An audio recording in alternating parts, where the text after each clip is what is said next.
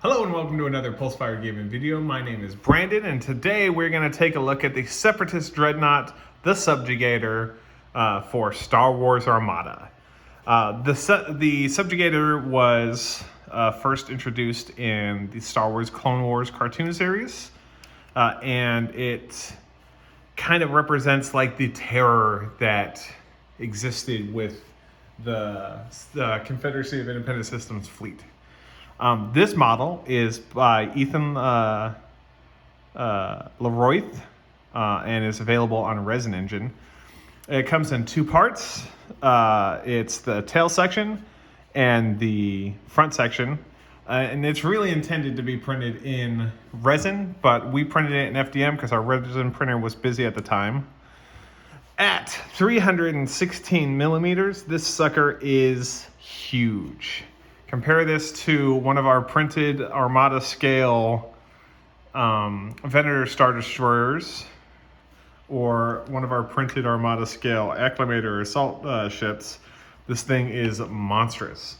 I even have a comparison here with the Imperial Star Destroyer, and even next to the Imperial Star Destroyer, this guy is a beefy boy.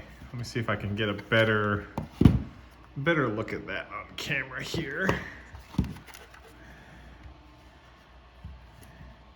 There we go.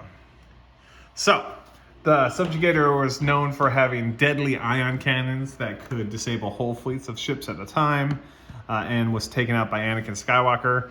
In the expanded universe lore, they actually built a few of these guys, and one of them was, for a while, the flagship of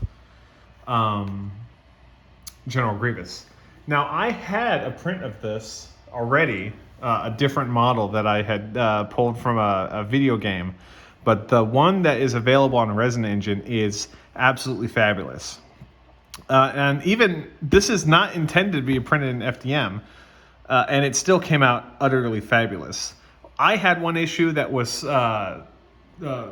just on my printer itself. The print failed, so I had to do a little calculation and reprint just this portion of it and made it up. You can see that the mating on mine wasn't great, but that's just, that's me.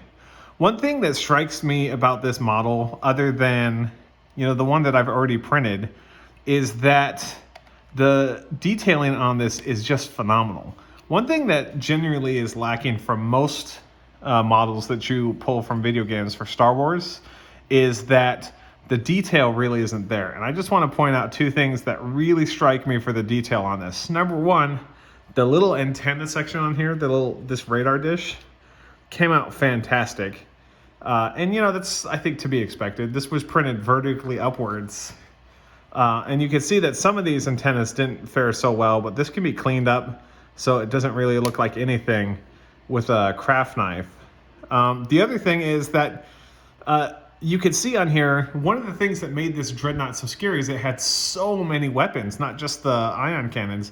And you could see all of the little turbo lasers are represented on here. And even in FDM, they came out excellent. They came out really, really good. Now, if I were to, it's on my list to go back and reprint this guy, but it's phenomenal. It was well worth the money that I spent on it from resinengine, and we'll have that link down below. We're not affiliated with them at all. It's just, they have been producing some pretty awesome STLs, and we wanted to give them a shout out. Other than that, this was printed on an Ender 3 with Xyltech Army Man Green PLA. You can see that here, that some of it didn't make it on the priming, so you can see the green PLA in here.